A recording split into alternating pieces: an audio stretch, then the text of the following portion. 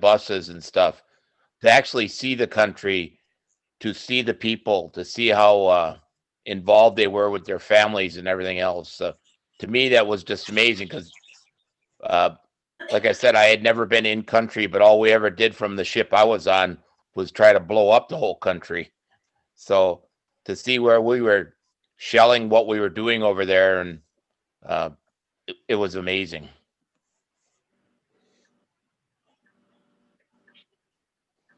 Here's a question for all of you. I have an older half brother who served in Vietnam. I have never talked with him about his service, but I know my other brother has. Do any of you have suggestions if I should ask him about his experience? Talk to him. Whatever you do, talk to him. The more we talk, the more we get it out, the better we feel. Don't let him hold it inside. That hurts more that way. Ask him anything you want about it. If he doesn't want to talk about it, he won't, but give him a chance. Yeah, just let him know that you'd like to hear about his experience. Express an interest, and it might take a while, but just let him know that you're there to listen and be glad to hear about it. I agree with AJ. You just have to be willing to listen, willing to start the conversation. I didn't talk about it at all for years after I was home, and my son turned 16. One day he just came up to me and asked me what I did in Vietnam, started asking me questions about it. That's the first time that I opened up about it. First time probably my wife heard a lot about it. And it felt, the more I talked about it, the better it felt. So by all means, talk to him if you can.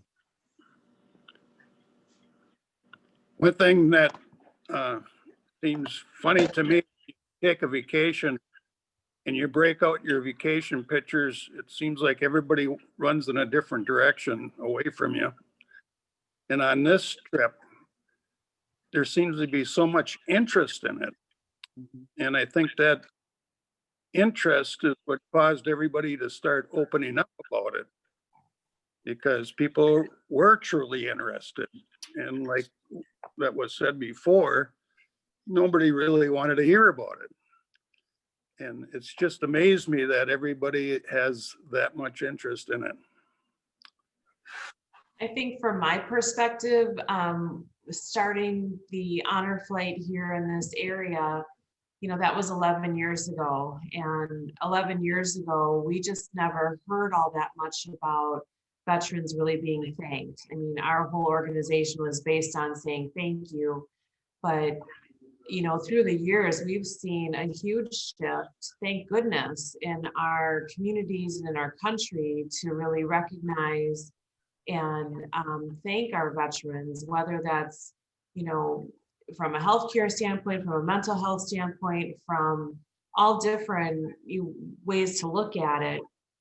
And I think one of the things that truly shows some of that is, when I look at our Vietnam vets, how interested they are in younger veterans coming back from war. I've heard from so many of our Desert Storm era vets who have said, when I came home, the Vietnam vets were always the first ones there when we walked off the plane, because they never wanted what happened to them. They never wanted to see that. So they always wanted to support their younger ones. And I think that's a perfect way of saying, let's just support each other. And it's, as communities, that's ways that we can do that as well.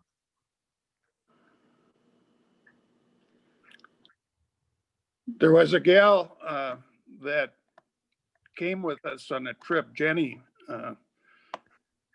and I'm not just sure what her duties were. She took pictures and notes and did interviews, but she's young.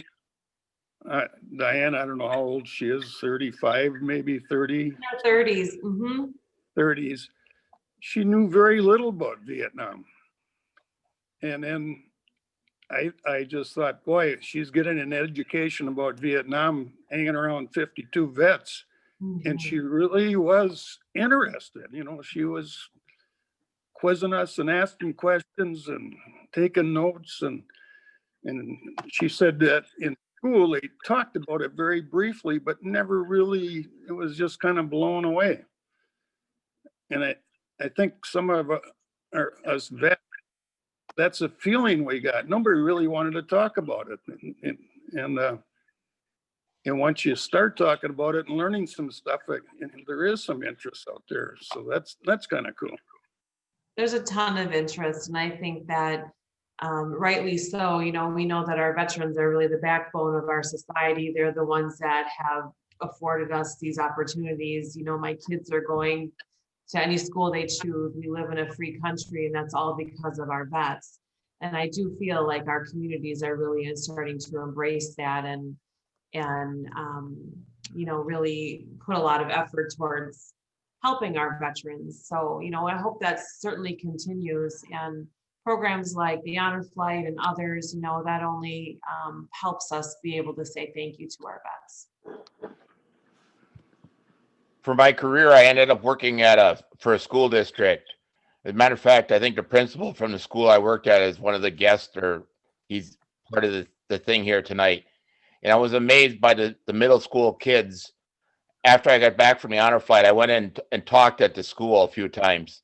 And the question the kids had and the respect that they showed to the veterans, and how they went home from school and talked to their grandparents. That's how old we are. Like, the kids go home and talk to their grandparents about the trip.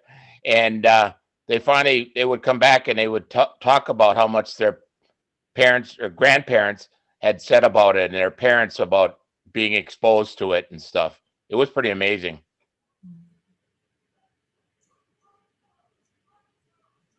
What were your perspectives about people who protested the war then and now?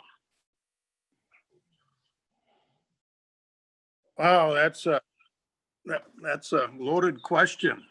When my attitude when I was in the service and after I got out was the kids that were in college and protesting, in my view at that time, didn't have the right to protest unless they were in the service fighting communism that we thought we were doing. That's why we're there. We're protecting our country from communists. And I didn't like college kids back then. Of course, when you get out, you grow up a little bit. And I insisted both of my kids go to college. But it's funny how there was anger towards them, a lot of anger. That's the way I felt.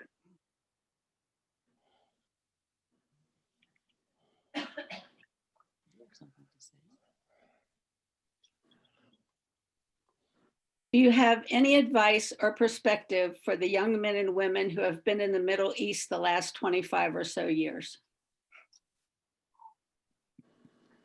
Well, I don't know about much advice I have for the guys that are over there serving or anything else. I got advice for the politicians. If we're going to go someplace and fight, we go there, we fight, we get it over with, and we come back home. We got to quit being in all these foreign wars for over 9/11 was 20 years ago. We still got guys over there fighting in those areas, and we're still losing people, and we can't keep on having a whole bunch of old men send young men and women off to die. It doesn't work.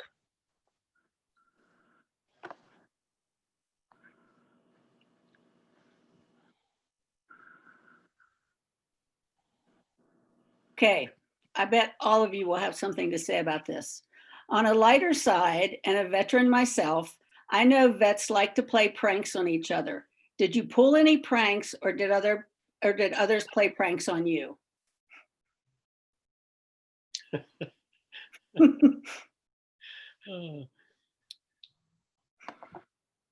Well, there were plenty of pranks, I'm sure, but there was a lot of black humor because of the gravity of the situation. And I do remember my point man, we were ambushed, and some of the bullets went through the palm tree and the coconuts above, and the point man was kind of showered with all the coconut milk, and he was screaming, I'm hit, I'm hit. And we're trying to get up to him to help him out. And I got up there and going, where are you hit? And he couldn't find where he was hit, but he was all wet from all that coconut milk that had showered down on him. And we never let him live that one down, because it was just a panic moment. He was a new guy and scared to death. And, it really wasn't a prank, but it turned into a kind of a black humor prank for him.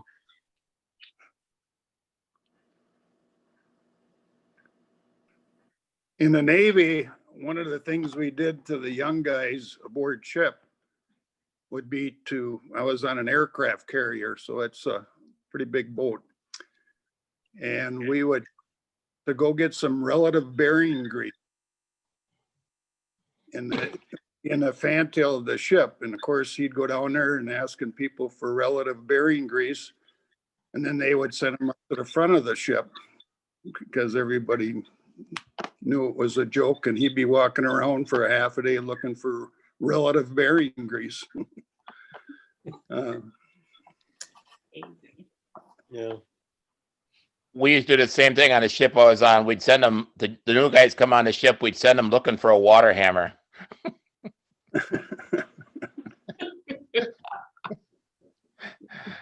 I mean, there was incredible times of boredom. I mean, you had to do something to break up the boredom. And I mean, it wasn't like there was a lot of things to do on the ship. We were out in the middle of it, right out in the ocean. So we would come up with ways to have our own fun, I guess. Being in the infantry, we didn't have a lot of boredom, so we didn't pull a lot of pranks. It was pretty serious stuff.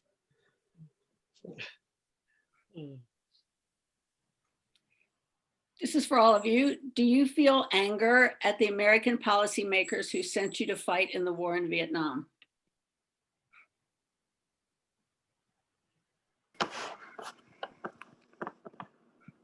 You know what? That's 50 years ago. Just the deceptive nature of the whole war. It was we were supposed to be fighting communism, and there was actually a civil war going on, and they justified us being there by the Gulf of Tonkin incident, which was, I guess, from what I've read, fabricated. And so I was quite resentful of the fact that the whole war was a ruse, and it was costing us tens of thousands of lives. And so that's where my anger would be, I guess, aimed at. Yeah, my comment would be that was 50 years ago. We went because we thought we were doing what was right. Right. And find out later it wasn't such a right thing for us to be there, but I'm not going to hold a grudge the rest of my life for that. I came home safe. I'm over it. Let the politicians be who they are. It really was a political war, though, and that the whole thing about they never were honest with anybody in it, I guess, is the biggest thing. They weren't honest with the American public. They weren't honest with the guys that were over there. But as far as holding a grudge, I'm like Glenn. That was 50 years ago. I've moved past that by this time. Yeah, well said. So what do you want today's kids to know about Vietnam?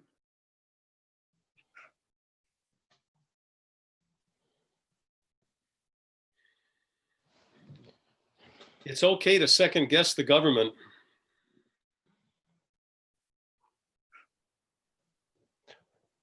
That whole time, the time frame of the Vietnam War was a really bizarre time in our country's history. I mean, we had people protesting against the government, and the government it was just bizarre. It's hard to even describe it unless you were there to see it. Even the kids in high school were protesting it and stuff. And I guess the lack of real knowledge of what was happening, I think, was the biggest thing that got people upset. The thing about the protests were the fact that they took it out on us vets. who were drafted to go into the military, had no choice. And yet they chose us to blame for the war. And we were just soldiers or sailors or doing what we were told to do. We had no choice. It was either go to Vietnam or go to jail. There's that saying that is widely recognized when you say you can hate the war, but don't hate the warrior. You know, I think that we've come a long way since Vietnam and really understanding that, you know, no matter what, we should be supporting our vets, no matter what. And I guess we just want them to realize that it was a war. There have been other wars that we've been in, but this one was not recognized very well, especially those of us that fought in it. When we came home, were not recognized, and it would be nice that now we get the recognition and they realize that it was a war like any other war, and war is hell.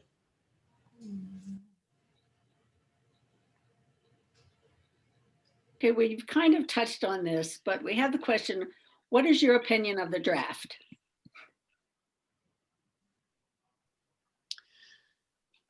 I think it'd be great if everybody served their country in some way. It wouldn't have to be in the Army or the Air Force or the Navy. I mean, there's some kind of way of serving your country, and I think it would help develop an appreciation of what we have here by serving your country in some way.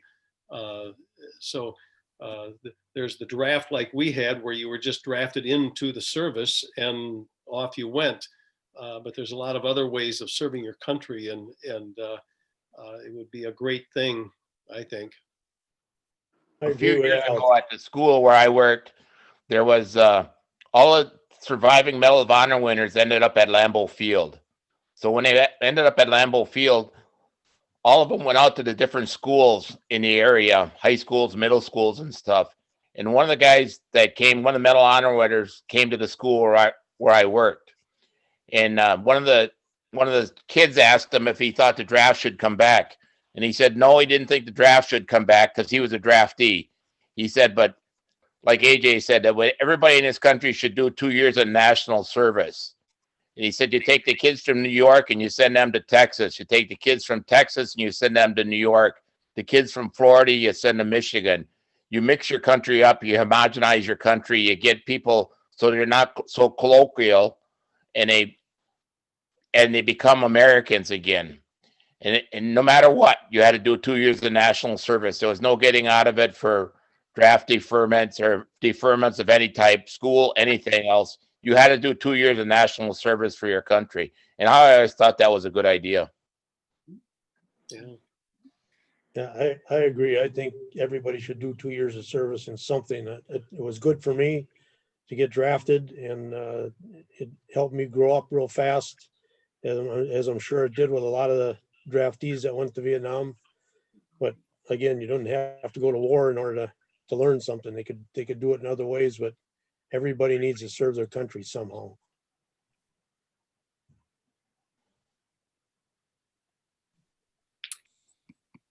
Here's from one of our people. First off, thank you for your service. I'm glad that you had the opportunity to return to Vietnam for healing and kinship.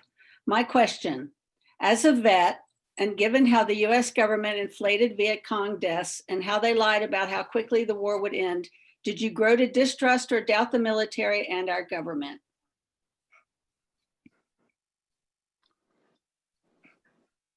Well, probably for that era, yes. But it was more of respect. Your level of respect starts to go down when you know that we're not telling the truth. That's kind of my take on it. I always felt that we never knew what the whole big picture was. We knew exactly what was going on. Like Al was on the aircraft carrier. He knew what was going on there. I was on a destroyer. I knew what those and going on there. The other guys were in country. They knew what was happening right where they were, but nobody really had the big picture of what was actually happening. And I don't think I really ever knew what had actually happened over there until years after I got out before I figured everything out what had gone on over there. You ever hear from your families, like cluing you in on what was happening back home, more on a political scale, or was it more just, checking in to see if you're okay and talking about family stuff? Mostly talking about family stuff. They didn't want to make it any worse for us than it was. They didn't want to let us know how bad things were back home. At least my family didn't. So Do you think they knew how bad it was for you, Glenn? probably not. I tried not to let them know that. So Life in the States was going on as normal. People were going out for fish fries and working their workaday lives. And it was pretty strange when you came back within a 24-hour stretch from Vietnam, coming back from the jungles and let's go have a beer. There was nothing, life was pretty normal.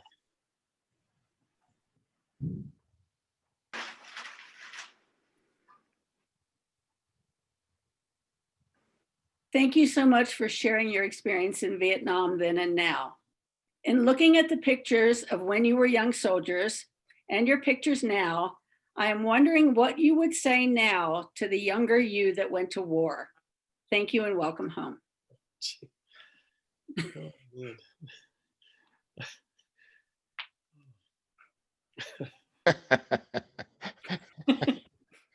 pray more. Stay away from Australia.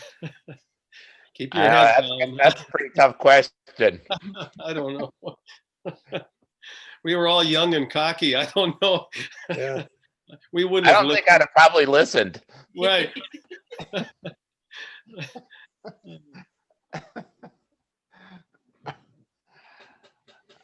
I'd have probably thought I was just another old fat guy trying to tell me what to do. And you weren't about to listen to that guy. No, Nope. we were young. We knew better. That's right. We knew everything, Glenn. Oh yeah. Yeah, we were all geniuses. I'll agree with you there. Okay, here's another one who obviously went back to Vietnam. When I went back to Vietnam in 1988, like many of you, I was surprised at how friendly most Vietnamese were. Then I realized that for them, the American War was history, just as the French War was, along with many other wars in their country's history. Did you have that sense? Absolutely. I think the soldiers, the Viet Cong soldiers, they're not around anymore. Their life expectancy over in Vietnam is a lot less than our life expectancy. So it was the younger generation, and they didn't know about the Vietnam War.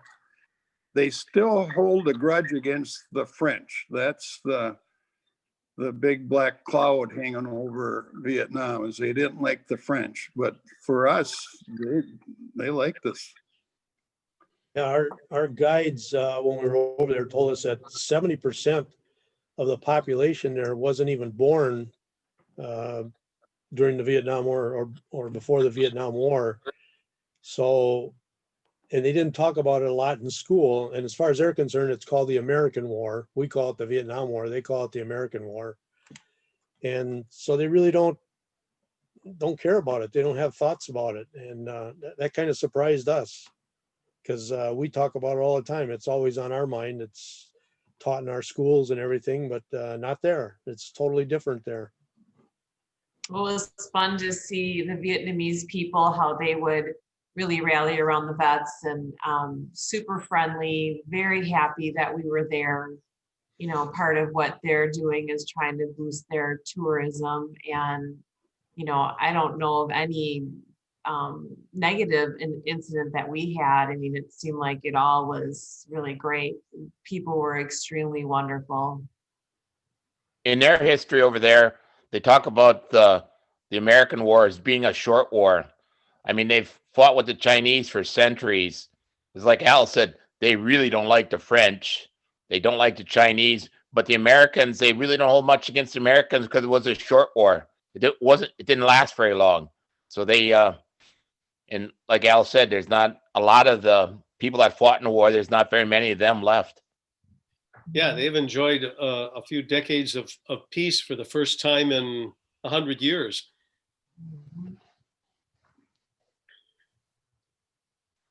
Okay, I think we have time for one more question. And a couple of people want to know, and each of you can answer this.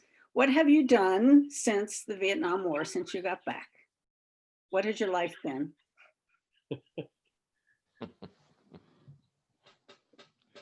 Well, I've had the good fortune of raising 3 kids and have 4 grandchildren, and been self-employed in the restaurant bakery business and selling real estate. So I can say I've been able to move on from the war, and I feel very, very fortunate in having a very good life.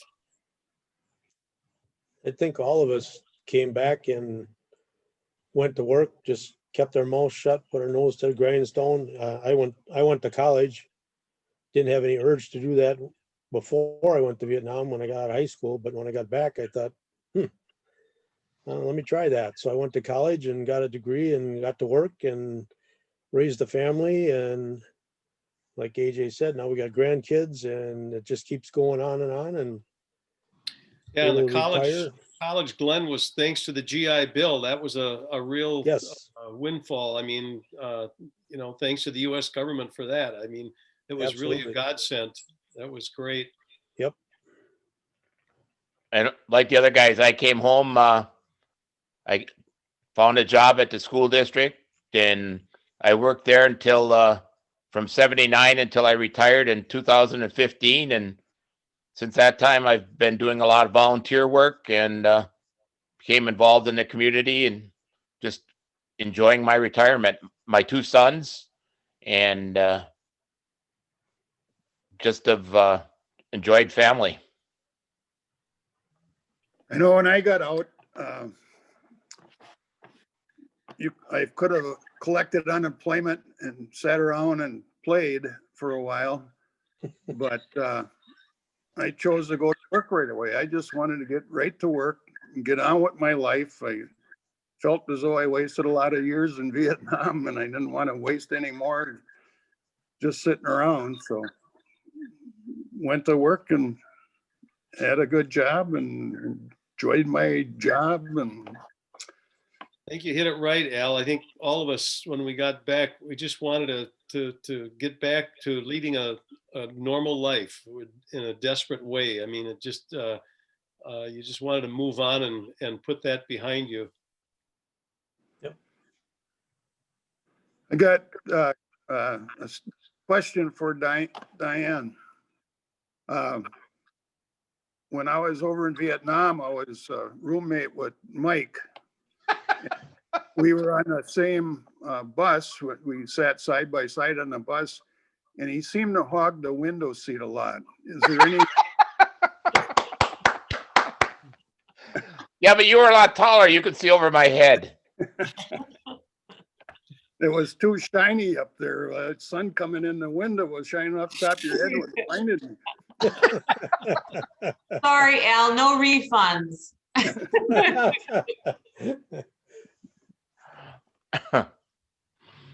Okay, I guess on behalf of both the dairy and True, I would like to just thank all of you for giving us your time, your expertise, your hearts. I happened to stumble on this film a couple of months ago, and I got with my friends at True and said, this is it. This is what we're doing for Veterans Day. And the fact that you all were willing to come in just made it so much more special. So thank you so much. And I'm going to introduce, I have the honor and privilege to introduce Michael McHale, who is the CEO of True Community Care, and he's going to give you a little bit of information about what our program is for veterans, and then close it up for us. Stephanie, thanks so much. It certainly is a pleasure to partner with the dairy to be able to show this film this evening. And Diane, thank you for the folks from the Old Glory Honor Flight that put this together to help these fine gentlemen and their friends that were able to join them on that trip to bring healing and reconciliation, forgiveness, and honor to the work that they've done in their service to our country. So thank all of you for participating with us tonight. You know, the work of hospice in many ways is to walk beside somebody at the end of life. We've reached all of our limits in our science and our technology. We no longer have the tools in our toolbox to cure a disease. And our work really is to come along beside them and help them to manage the effects of their illness, to allow them to finish the work that they need to finish. And what we've noticed is that particularly in the Vietnam vets, but in many of the vets that we've been able to serve, that the work has not been done. You know, you all had done a lot of work on that return trip to Vietnam, but there's veterans who still hold a lot of that moral distress inside, that continue to not discuss their feelings, not share their experience. And the end of life can be very troubling. That traumatic stress can be a part of their end of life experience. And so we're proud as an organization to partner with the VA and the National Hospice and Palliative Care Organization in becoming a We Honor Vet organization that goes through various steps of our commitment to our community, our commitment to our veterans, to make sure that we're focused on respectful inquiry, compassionate listening, and grateful acknowledgement for the service that these vets have given to our country. And so part of what we do is we know that as we walk beside them as they're approaching the end of life, is to be that respectful inquirer, to hear their stories if they're ready to tell the stories, to engage other veterans to come beside us in tribute and honor to these veterans. Many times it's the vet to vet who allow the dying veteran to feel comfortable to be able to tell the story, because that other veteran is somebody who knew that experience and who knew what they had gone through. And so it's so important for us to engage veterans in our community to volunteer with us to honor these veterans at the end of life. And many times, these veterans are the ones giving the final salute and saying, thank you. Thank you for your service. Thank you for your courage. Thank you for what you've done for our country as you now approach the end of life. And so it's important for us as a community partner to respect and to honor this and to be able to participate and have these programs for our veterans who we have the privilege and the honor of serving. I do want to ask Ginger if she would take just a moment and share with us a poem that we recite to each and every one of our veterans who are on our service. Good evening, everyone. So grateful that we're all here this beautiful, happy Veterans Day. And this is the poem that we do read to our dying patients. Broad stripes and bright stars gave proof that our flag was still there. Veteran. I was a proud veteran that served my country well. To those that would listen, I had many stories to tell. We fought for America's freedom in faraway places on foreign land. Wherever the battle for democracy raged, America's finest made a stand. We fought for your future and the right to remain free, for we saw what freedom meant to those not blessed with liberty. For you and yours, we would gladly have given our life. We faced the fears and perils of the battles we endured. We braved endless turmoil and strife. Please remember us, veterans, and the sacrifices we made for you. Please share the blessings of freedom. Proudly wave the red, white, and blue. On behalf of all of us at True, we'd like to thank all of our panelists tonight for joining us and being a part of this important discussion as we honor our veterans in our country today. For all of those who participated in the call this evening, I want to say thank you. For those of you who are veterans, we're grateful for your service. For those of you who are family members of veterans, we're grateful for you and your service to our country. And again, Stephanie, to the dairy, thank you for partnering with us this evening and putting on this presentation. Thank you all. Happy Veterans Thank you Day. so much. Thank you so much. We really appreciate it. Thanks for having us. Yeah, I appreciate the invite. Thank you. And Glenn, it was Heartland Hospice. Heartland, that's right. That's great. And go Happy Veterans Days, Guy. Thank You you. too, guys. Great job. Great job. Thank you. Thank you very much.